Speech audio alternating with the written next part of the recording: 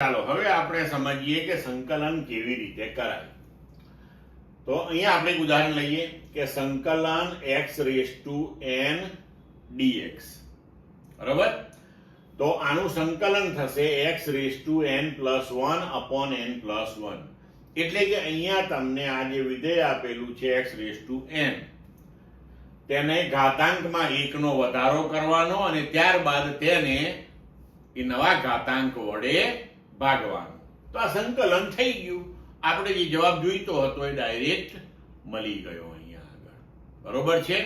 હવે આ x rays two n વિધેયનું આપણે સંકલન કરીએ એવી રીતના sin theta cos theta 1 upon x.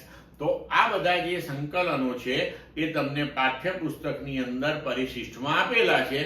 એવા 4-5 સંકલનો જે છે આપણે ડાયરેક્ટ યાદ જ રાખવાના છે. બરોબર છે? અને ધારો કે sin થીટાનું હોય તો સંકલન શું છે, cos થીટાનું શું છે, ડાયરેક્ટ યાદ રાખી દેવાના અને પછી તેમાં મૂલ્યો ગોઠવી દેવાના. આ પ્રકારનું જ્યારે આવે ત્યારે આપણે આ પદ્ધતિ ઉપયોગમાં લેવાની છે. હવે અહીંયા જો એક ખૂબ અગત્યની વાત બીજી એ કે સંકલન અને વિકલન એકબીજાની વિરુદ્ધ પ્રક્રિયાઓ છે.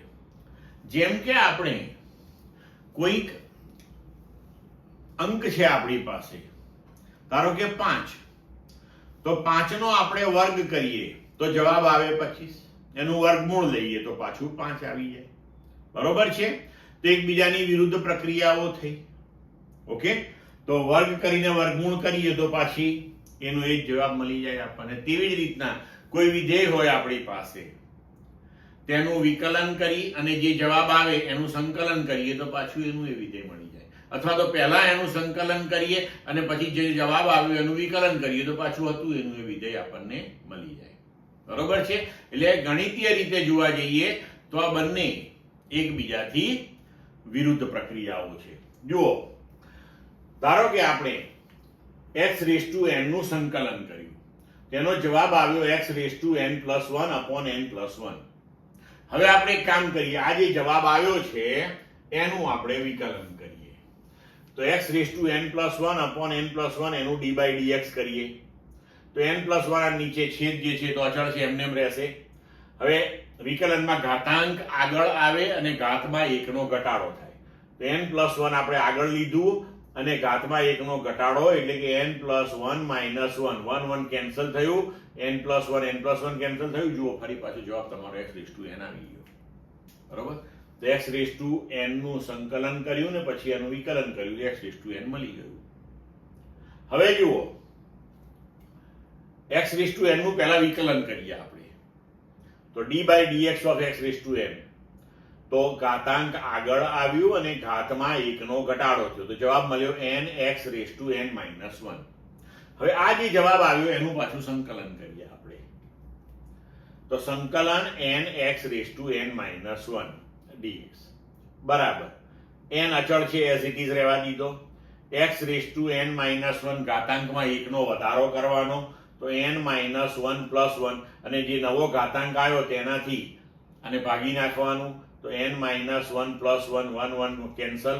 હવે આ n n પણ કેન્સલ થશે તો આપણો હવે જવાબ આવશે x રેઝ ટુ n. બરોબર?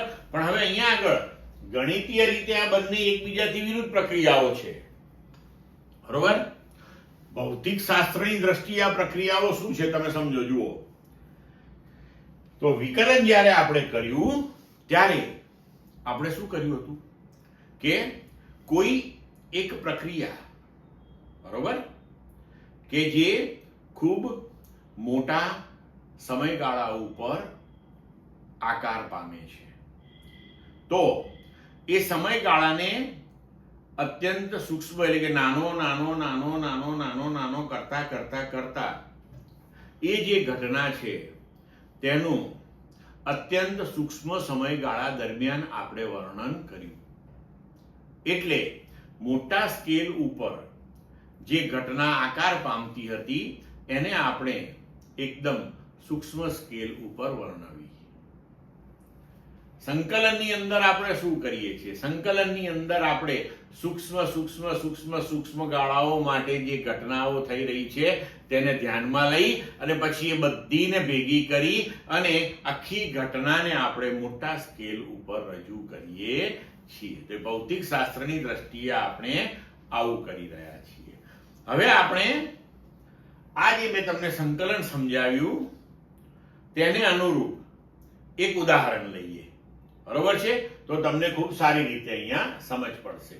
જુઓ, હવે આપણે એક ઉદાહરણ લઈને આખી વસ્તુ સમજીએ.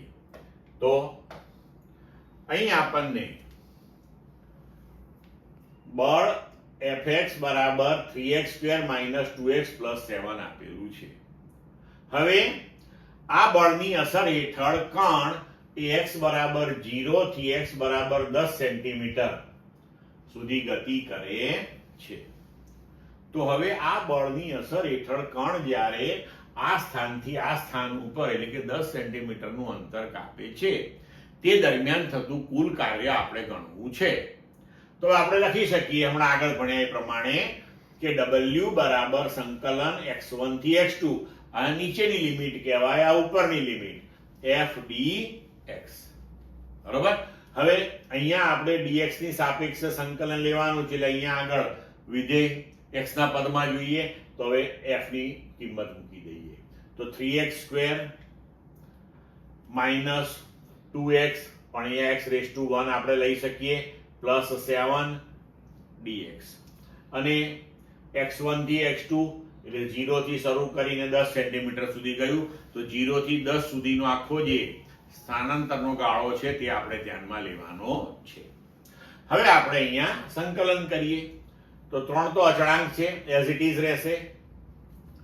x⁻2 તો x⁻2 + 1 ઘાતાંકમાં 1 નો વધારો કર્યો ભાગ્યા ઘાતાંક -2 x⁻1 તો x⁻1 + 1 ભાગ્યા 1 + 1 + 7.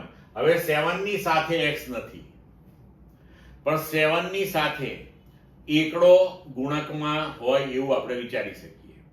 હવે જો 7 ની સાથે આપણે સહગુણકમાં 1 લઈએ આવી રીતે તો આ 1 ના બદલે તમે x⁻0 લખી શકો કારણ કે એનીથિંગ ⁻0 એટલે 1. તો 7 એઝ ઇટ ઇઝ રહેવા દીધો, એની બાજુમાં x⁻0 છે એવું આપણે માની લેવાનું.